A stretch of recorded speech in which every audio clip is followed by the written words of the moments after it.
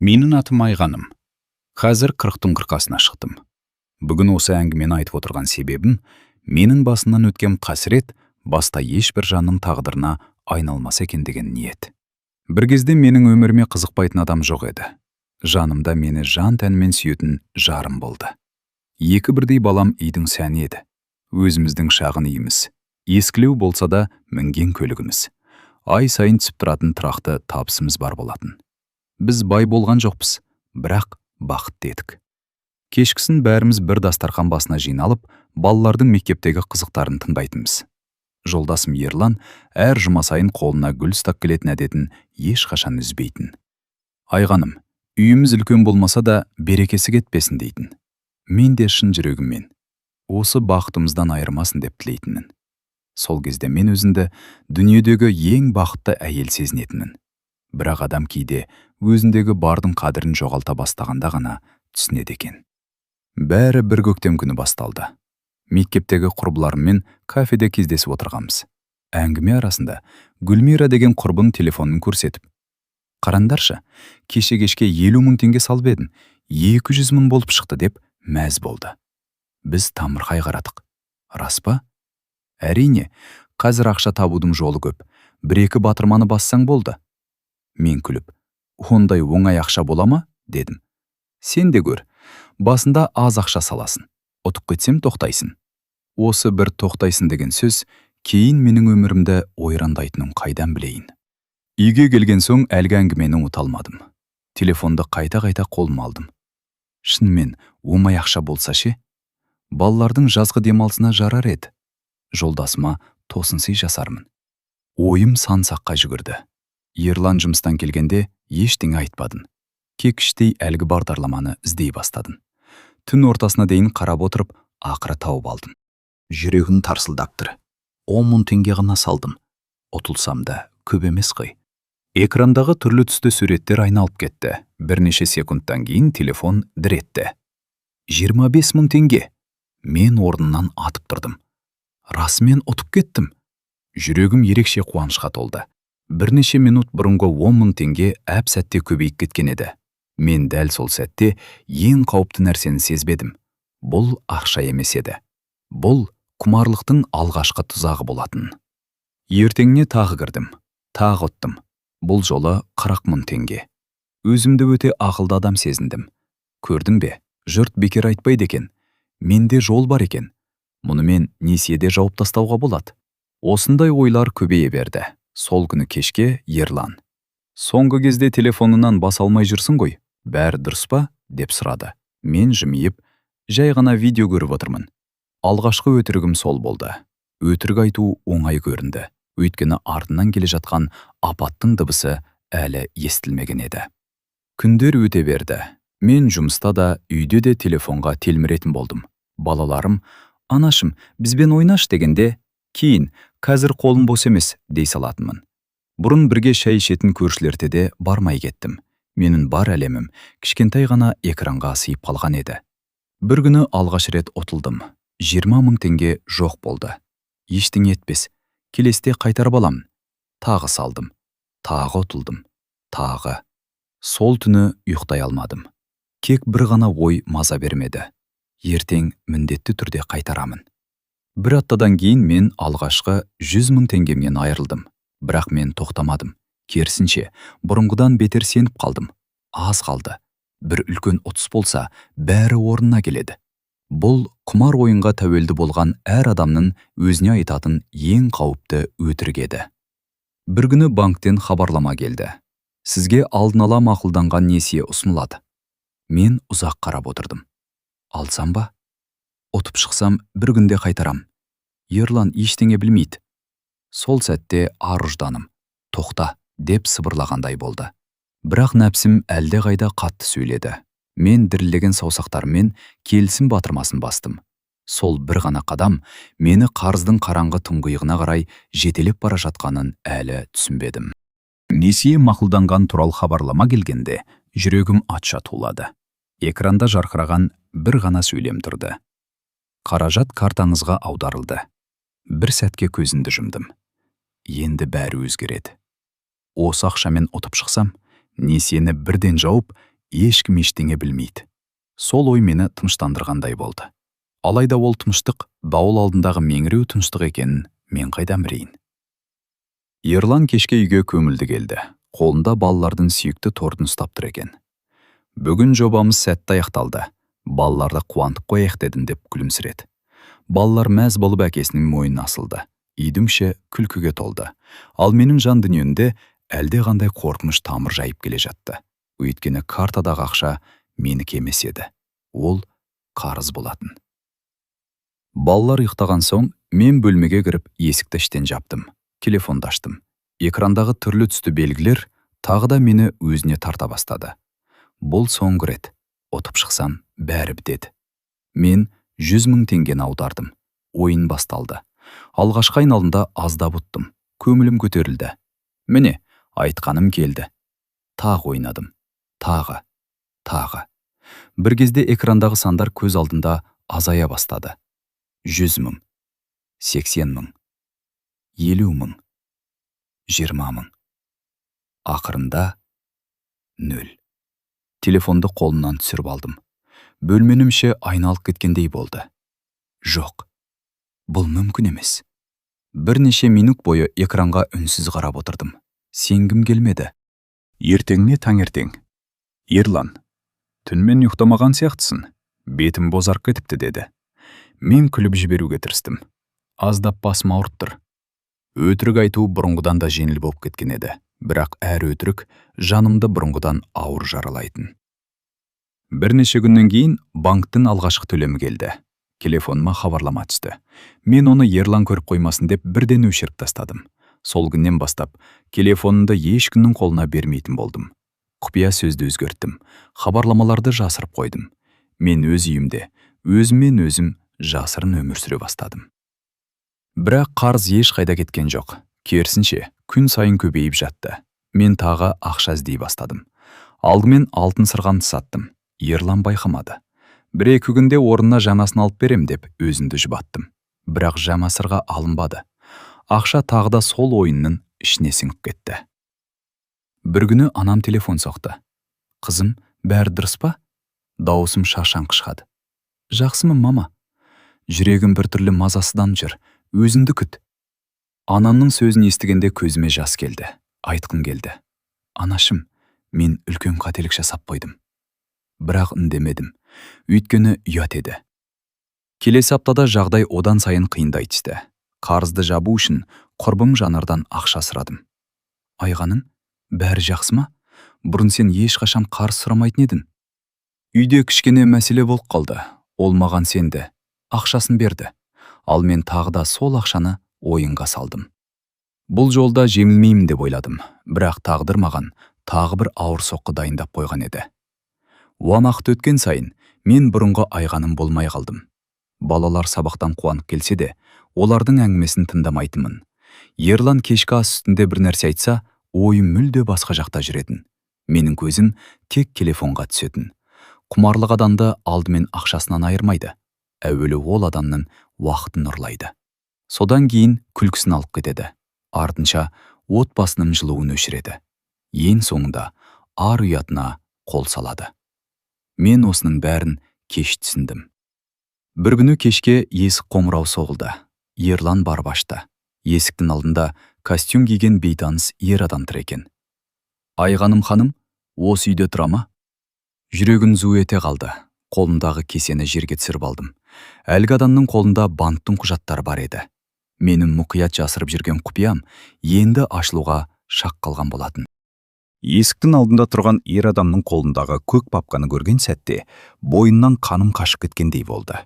Ерлан оған таңырқай қарап, «Иә, айғаным осы үйде тұрады. Бір мәселе болып бет», деді. Бейтаныс жігіт сыпайы ғана басын изеді. «Мен банктен келдім. Несиеге байланысты маңызды құжаттарды жеке өзіне табыстауым керек». Құлағым шыңылдап кетті. Бітті. Барлығы белгілі болды. Мен баяу ғана дәлізге шықтым. Қолын дірілдеп тұр. Жігіт маған қағазды ұсынды. Бірнеше рет хабарласқанбыз. Телефонға жауап болмаған соң, өзіміз келуге мәжбүр болдық. Мен үнсіз қол қойдым. Ол кетіп қалды. Ал үйдің ішіне бұрын соңды болмаған ауыр үнсіздік орнады. Ерлан қағазды қолына алды. Бірнеше жолын оқып шықты. Кенет жүзі сұрланып кетті. Айғаным, даусы бұрынғыдай емес. Тым баяу, тым ауыр. Бұл не? Мен үндей алмадым. Айтшы. Көзінен жас парлап кетті. Мен... Несие алғансың ба? Мен басымды изедім. Неге? Осы бір қарапайым сұраққа жауап таба алмадым. Шынында да, неге? Балаларымыз аш жүрген жоқ. Басымызда баспанамыз бар еді. Жолдасым маған ешқашан қол көтерген емес. Ештеңеден таршылық көрмегенбіз. Онда мен не іздедім? Ақыры бар шындықты айттым. Құмар ойын. Алғашқы ұтыс. Кейінгі жеңілістер. Жасырын несие. Алтынды сату. Қарыз қалған ақша. Сөзім біткен сайын Ерланның жанары өзгеріп бара жатты. Ол ашуланған жоқ, айғайламады. Бірақ дәл сол үнсіздік мен үшін ең ауыр жаза болды. Бір кезде ғана жай дауыспен «Сен бізге неге сенбедің?» деді. Осы сөз жүрегімді тілгілеп өтті. Мен оның ашуын көтерер едім, ұрысын да көтерер едім. Бірақ сенімнің сынғанын көру, одан ауыр азап жоқ екен. Сол түні ешқайсымыз ұйықтамадық. Балалар бөлмесінде бейғам ұйықтап жатты. Ал біз ас үйде үнсіз отырдық. Таң ата Ерлан ғана тіл қатты. Қанша қарыз? Мен соманы айттым. Ол екі қолмен басын ұстап қалды. Осынша ақша. Кешірші. Кешірім бәрін қайтара ма? Жауап бере алмадым. Содан кейін үйдегі өмір мүлде өзгеріп кетті. Ерлан бұрынғыдай күлімдеп қарсы алмайтын болды. Кешкі шайдың орнына есеп-қисап басталды. Қай жерден ақша табамыз? Нені сатамыз? Қай төлемді бірінші жабамыз? Әр күніміз ауыр оймен өтетін болды. Мен де жұмысымды көбейтуге тырыстым. Бірақ қарыздың өсіміменен жылдамырақ өсіп жатты. Төлеген ақшамыз азаймайтын сияқты көрінді. Керісінше көбейе берді. Сол кезде ішімдегі шайтан тағы сыбырлады. Егер бір рет қана үлкен ұтысқа ие болсаң, бәрі бітеді. Мен бұл ойдан қашуға тырыстым, бірақ ол қайта-қайта оралатын. Бір күні үйде ешкім жоқ кезде телефонымды қолыма алдым. Бағдарламаны әлде қашан өшіргенмін. Бірақ қайта жүктеу үшін бірнеше ғана секунд жеткілікті екен. Саусағым экран үстінде қатып қалды. Жоқ, болмайды. Бірақ келесі сәтте қолданбаны қайта орнатып қойғанымды өзімде аңғармай қалдым. Бұл жолы соңғы үмітім еді. Картада қалған аз ғана ақшаны түгел салдым. Алғашқы айналым. Ұтылдым. Екінші. Тағы ұтылдым. Үшінші. Тағы. Көз алдым қарауытып кетті. Экранда тағы да сол суық жазу пайда болды. Қаражат жеткіліксіз. Мен телефонымды кеудеме қысып, еденге отыра кеттім. Өз-өзімді жұбататын бірде-бір сөз қалмаған еді. Кешке Ерлан үйге келді. Мен болған жағдайды айтуға батылым жетпеді. Бірақ ол бәрін сезіп тұрды. Сен тағы кірдің бе? Деп сұрады. Мен үнсіз басымды төмен түсірдім. Ерлан көзін жұмып, керең дем алды. Сосын орнынан тұрып, балалардың бөлмесіне қарай жүрді. Қызы жүгіріп келіп: «Әке, демалыста тауға барамыз ба?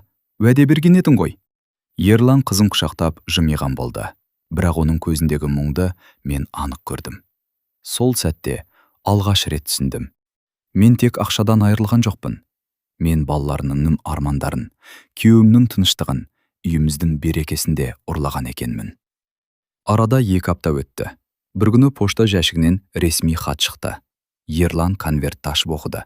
Жүзі сұп-сұр болып кетті. Құжатта қарыз уақытында өтелмесе, сот арқылы өндіріп алу рәсімі басталатыны жазылған еді. Ал бұл біздің үйімізге төніп келе жатқан ең үлкен қауіптің басы ғана болатын. Соттан келген ескертуді қолына ұстаған Ерлан ұзақ уақыт үнсіз тұрды. Мен оның жүзіне қарауға батпадым. Үйдің ішін бұрынғыдай балалардың күлкісі емес, ауыр тыныштық жайлады. Бірнеше минуттан кейін ол хатты үстелдің үстіне қойып: «Біз бұлай әрі қарай өмір сүре алмаймыз» деді. Даусы қатты шыққан жоқ, бірақ сол бір ауыз сөз кеудеме тас болып батты. Мен жылап жібердім.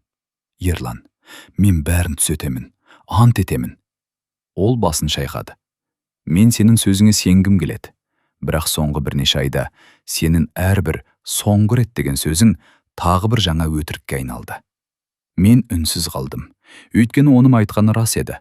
Алғашында соңғы рет, кейін енді қайталанбайды. Одан кейін бәрін қайтарам. Соңында өзім де өтірігіме сеніп кеткен едім. Келесі күндері қарыз берушілердің қоңырауы жиілей түсті. Таңертең, түсте, кешке, тіпті түннің бір уағында да телефон безілдей беретін. Телефонның дыбысын естіген сайын жүрегін зу ете қалатын. Балалар да байқап қалды. Бір күні ұлым: «Анашым, неге күнде қорқып жүрсің?» деп сұрады. Жауап бере алмадым. Басынан сипап қана құшақтадым. Көзімнен аққан жасты ол байқамасын деп жүзімді теріс бұрдым. Қарызды жабу үшін үйдегі бағалы заттарды сатуға кірістік. Теледидар кетті. Кір жуатын жаңа машина кетті. Ерланның бірнеше жылдан бері жинап жүрген амшылық құралдар сатылды.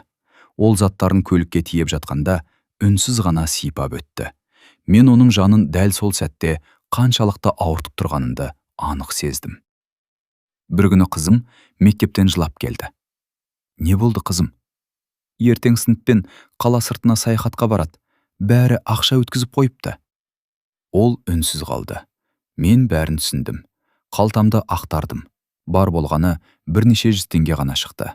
Қызым маған қарап: «Ештеңе етпейді, анашым. Мен бармай-ақ қоям». Ол күлімсіреуге тырысты, бірақ көзінен домалаған жас бәрін айтып тұрды. Сол сәтте жүрегін өзінді кешірмейтіндей болып ауырды. Бір кезде балаларының арманын орындауға тырысатын ана едім. Ал енді олардың ең кішкентай қуанышын да тартып алған адамға айналдым. Сол түні Ерлан ұзақ ойланды. Таң атағаны: «Балаларды біраз уақыт анама апарам» деді. Мен селк ете түстім. Неге? Олар күн сайын біздің уайымымызды көріп өсіп жатыр. Әр қоңыраудан шошыды. Әр күніміз ұрысқа айналды. Бұл олардың балалық шағы болмау керек. Мен тізерлеп отырып қалдым. Жоқ, өтінемін. Мен балаларды сенен айырмаймын, бірақ олар тыныштықта өмір сүруге лайық. Оның бұл шешіміне қарсы айтар уәжім болмады. Өйткені кінәлі өзім едім. Балалар чемодандарын жинап жатқанда, үй бұрын соңды болмағандай қаңырап көрінді. Қызым сүйікті қуыршағын қолыма алып: «Анашым, біз тез қайтып келеміз ғой?» деп сұрады. Мен күлімсіреген болдым. «Әрине, жаным». Бірақ ішімде бәрі қирап жатқан еді. Ұлым үнсіз келіп мені құшақтады. «Жыламаңызшы».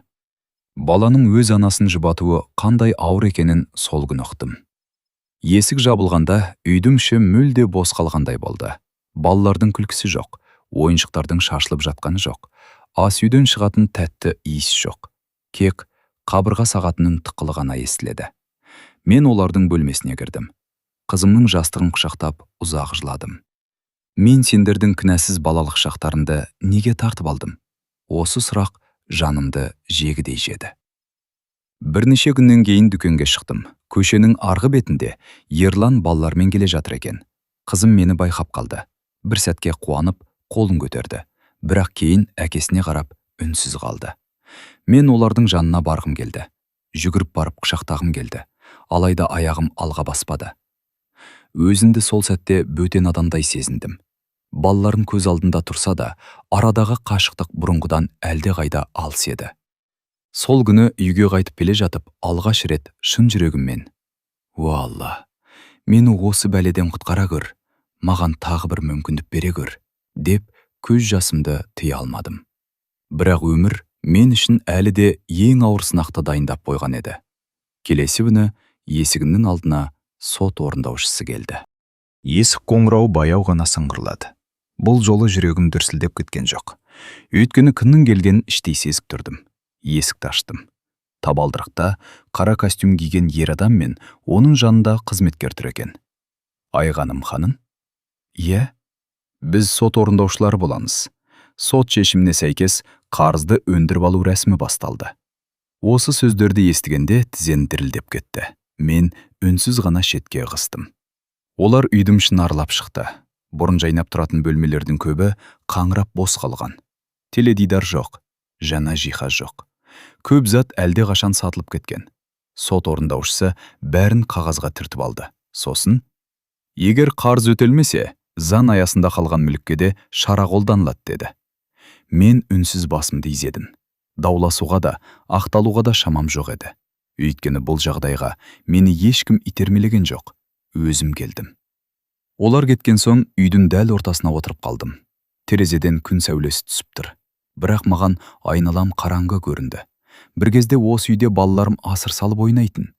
Ерлан демалыс күні самауыр қойып, бәріміз аулада шай ішетінбіз.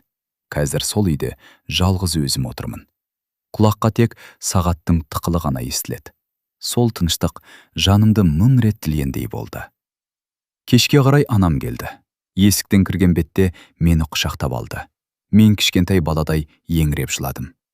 Анашым, болды қызым, жыла. Мен ұзақ уақыт үнсіз жыладым. Бәрін айтып бердім. Алғашқы тұстан бастап, бүгінгі күнге дейінгі барлық шындықты жасырмай жеткіздім. Анам көз жасын сүртіп отырып: қызым, шайтан ешқашан адамды үлкен күнәға бірден жетелемейді. Әуелі кішкентай нәрседен бастайды. Сен де бір-ақ ретте бастадым. Соңы міне қайда келді. Мен басымды төмен салдым. Мені кешіріңізші. Мен кешірермін. Бірақ алдымен өзімді түзет. Алланың есігі жабылған жоқ.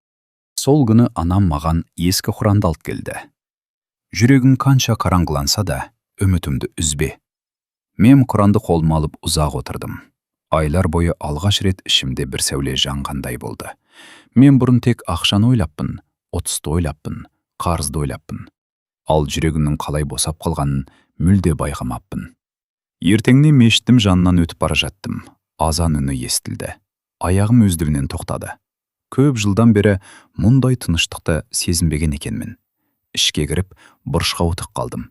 Ешкімге ештеңе айтпадым. Кек көзімен жас тоқтамады. Уа Раббым, мен бәрінен айырылдым. Бірақ сенен үмітімді үзгім келмейді. Сол күні жүрегімдегі ең ауыр тәкаппарлық сынғандай болды. Мен алғаш рет өзінде емес, жаратқанымды іздей бастадым. Бірақ тәубе ету қиындықтың бірден аяқталуы емес екен. Кешке жұмыстан шығып келе жатқанымда телефон шырылдады. Қоңырау шалған Ерлан. Даусы өте баяу шықты. Айғаным? Иә.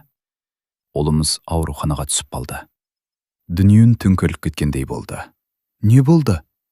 Алаңда велосипедтен құлап, аяғын сындырып алған. Телефон қолымнан түсіп кете жаздады. Мен жүгіріп ауруханаға қарай бет алдым. Жол бойы бір ғана ой мазалады. Менің кесірімнен балаларының да өміріне қайғы кірді ме? Аурухананың есігін ашқан сәтте ұлымның жанында үнсіз отырған Ерланды көрдім. Ол маған қарады. Шаршаған көзінде өкініш те, реніш те бар еді. Ал мен олардың алдына баруға өзімді лайық сезінбедім. Аурухананың ұзын дәлізі бұрын соңды мұндай суық болып көрінбеген еді. Қабырғалар аппақ, айнала тып-тыныш. Тек дәрігерлердің асығыс аяқ дыбысы ғана естіледі. Мен жүгіріп келіп, палата есігінің алдына тоқтадым. Ішке кіруге батылым жетпеді. Есіктің әйнегінен қарасам, ұлымның аяғы гипске таңылып жатыр екен. Жүзінде ауырсынудың ізі байқалғанымен, ол әкесіне күлімсіреуге тырысып отыр. Ал Ерлан оның шашынан сипап: «Батырлар жыламайды балам», деп жұбатып отыр екен. Сол көріністі көргенде кеудем шымырлап кетті. Осындай отбасыма мен не істедім? Бір кезде Ерлан сыртқа шықты. Екеуміз үнсіз қарап тұрдық. Ол маған бұрынғыдай ашумен емес, қатты шаршаған адамдай қарады. Дәрігерлер бәрі жақсы болады деді жай ғана.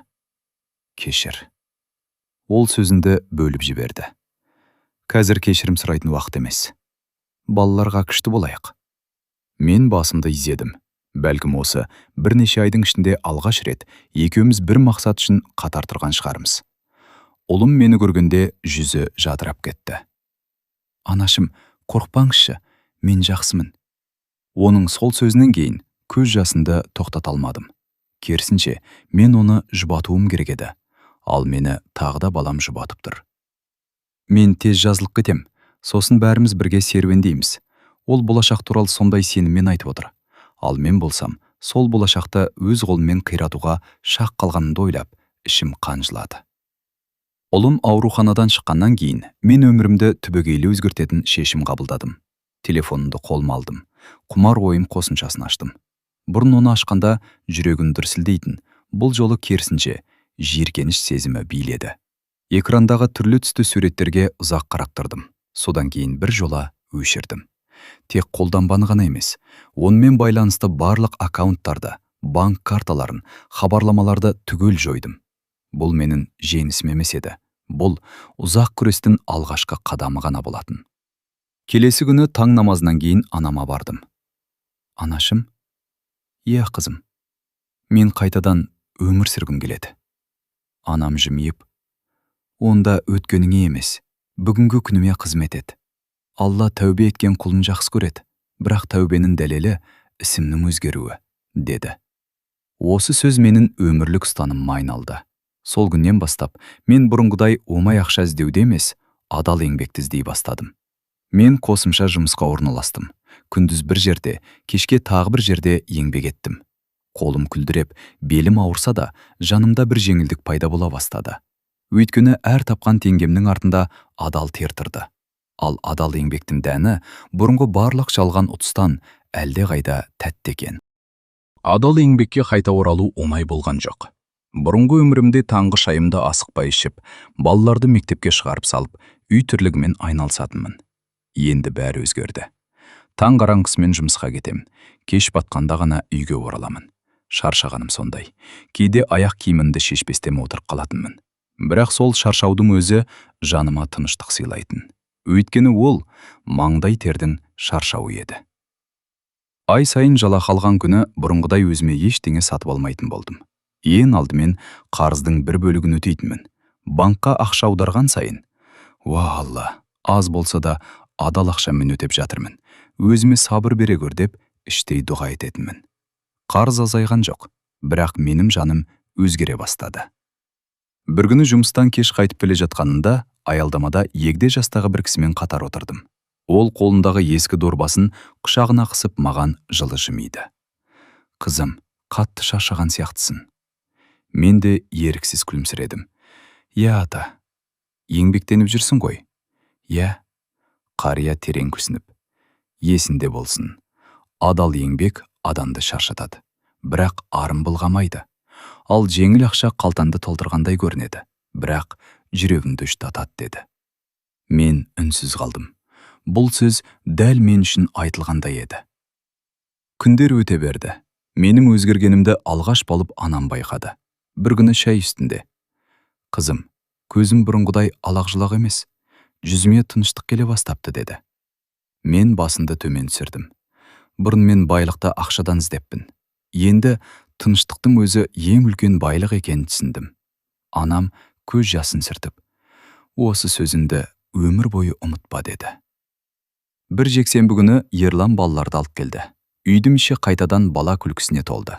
Ұлым гипспен болса да, диванға отырып әзіл айтып күліп отыр. Қызым ас үйге кіріп, анашым, бүгін бәліш пісіреміз бе, деді. Көзіме жас келіп кетті. Әрине жаным. Екеуміз қамыр илеп, ұлым сырттан ақыл айтып отырды. Бір қарағанда қарапайым ғана көрініс. Бірақ мен үшін бұл қайта оралған бақыттың алғашқы белгісі еді. Кешке балалар қайтар кезде қызым маған сыбырлап. Анашым, иә қызым, әкем сіз туралы жаман сөз айтпайды.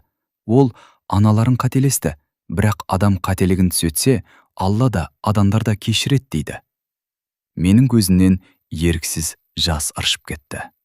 Ерлан маған қарап ештеңе демеді, бірақ оның үнсіздігі бұрынғыдай мұздай емес еді. Онда әлсіз болса да үміт бар болатын. Арада 6 ай өтті. Мен бірде-бір рет құмарар ойынға кірген жоқпын. Телефоннан сондай жарнамалар шыға қалса, бірден жауып тастайтын болдым. Өйткені мен енді олардың шынайы жүзін білетінмін. Олар ешкімді байытпайды. Тек арманыңды сатып алып, өміріңді ұрлайды. Бір күні кешке банктағы берешектің кезекті бөлігін өтеп шықтым. Түбіртекке ұзақ қарап тұрдым. Бұл аз ғана сома еді. Бірақ бұрынғы айғаным болса, осы ақшаны тағы да 2 есе қыламын деп ойынға салар еді. Ал бүгін мен сол ақшамен қарызымды азайттым. Мен өзімді алғаш рет жеңгендей сезіндім. Сол түні сәждеге басымды қойып, ұзақ дұға жасадым. Уа Раббым, менен қаншама нығметті алып қойдың деп ойлаппын.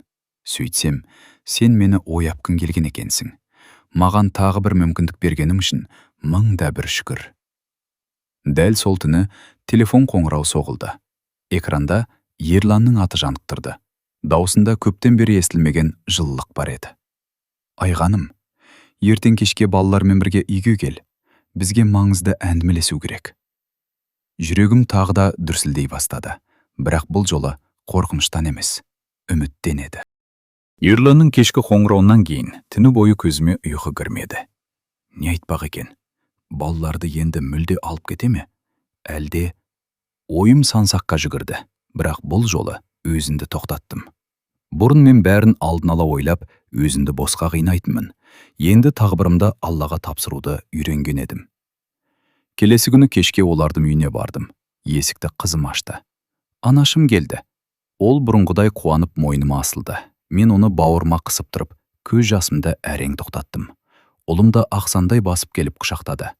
Осы құшақтың жылуын қанша ай бойы аңсағанымды бір Алла ғана білетін. Ас үстінде ешкім көп сөйлемеді. Балалар өз әңгімелерімен мәз, ал мен Ерлан үнсіз едік. Балалар бөлмесіне кіргеннен кейін ғана ол маған қарады. Айғаным, тыңдап тұрмын. Соңғы бір жылда сені сырттай бақыладым. Мен үнсіз қалдым. Сен өзгердің. Бұрын сен әр мәселеге сылтау іздейтін едің. Қазір жауапкершілікті өз мойныма аласың. Бұрын жеңіл жол іздейтін едің. Қазір адал еңбекпен өмір сүріп жүрсің. Бұрын көзінде үрей болатын. Қазір сабыр бар. Мен басымды төмен түсірдім. Бұл сөздерді естимін деп ешқашан ойламаған едім. Ерлан сөзін жалғастырды. Мен бәрін бір күнде ұмыта алмаймын. Сенің сынған кезде оны қайта тұрғызу оңай емес, бірақ ол аздап үнсіз қалды. Егер сен осы жолынан таймасаң, балаларымыз үшін қайтадан бір отбасы болуға тырысып көрейік. Мен жылап жібердім. Бұл қуаныштым емес, шүкіршіліктім жас еді. Рахмет. Маған емес. Осы өзгерісті өзім жасадым. Мен басымды шайқадым. Жоқ, мен өзгерткен Алланың мейірімі. Көп замай мен барлық ойын қосымшаларынан бір жола бас тарттым. Қарыздың соңғы бөлігінде өтедім. Банк қызметкері. Берешегіңіз толық жабылды, дегенде көзінен тағы жас ақты. Бірнеше жыл бұрын дәл осы банктың хатын көргенде өмірім аяқталғандай сезінгенмін. Ал бүгін сол жерден еркін адам болып шықтым. Уақыт өте келе өміріміз біртіндеп қалпына келе бастады. Біз байып кеткен жоқпыз. Қымбат көлікте алмадық. Үлкен сарайға да көшпедік. Бірақ үйімізге ең қымбат байлық қайта оралды. Береке, сенім, мейірім, бірлік. Бұрын мен бақытты ақшамен өлшейтінмін. Енді бақыттың баланың күлкісінде, отбасының амандығында, адал еңбектің нанында екенін түсіндім. Бір күні мешітте әйелдерге арналған жиынға шақырды. Мен өз оқиғамды айтып бердім. Залда отырғандардың көбі көз жасын сүртіп отырды. Сөзімнің соңында былай дедім. Мен құмар ойыннан ақша жоғалтқан жоқпын. Мен ең алдымен уақытымды жоғалттым. Сосын күйеуімнің сенімін жоғалттым. Балаларының балалық шағын жоғалта жаздадым. Ата-анамның тыныштығын жоғалттым. Ең қауіптісі, жүрегімнің тыныштығын жоғалттым. Құмар ойын ешкімді байытпайды. Ол адамға алғашқы жеңісті әдейі көрсетеді. Сосын өміріндегі ең қымбат нәрселерін біртіндеп тартып алады. Егер бүгін осы дерттің алдында тұрған бір адам менің сөзімді тыңдап, бір ғана қадам артқа шегінсе, онда менің көрген азабымның да бір қайыры болғаны. Кешке үйге қайттым. Ас үйден жаңа піскен бауырсақтың иісі аңқып тұр. Қызым дастархан жайып жүр. Ұлым әкесіне бір нәрсені қызыға әңгімелеп жатыр. Ерлан маған қарап күлімсіреді. Кел, шай дайын. Мен сол сәтте терезеден батып бара жатқан күнге көз салдым. Бір кезде дәл осындай кештерді бағаламаппын. Бақытты алыстан іздеппін.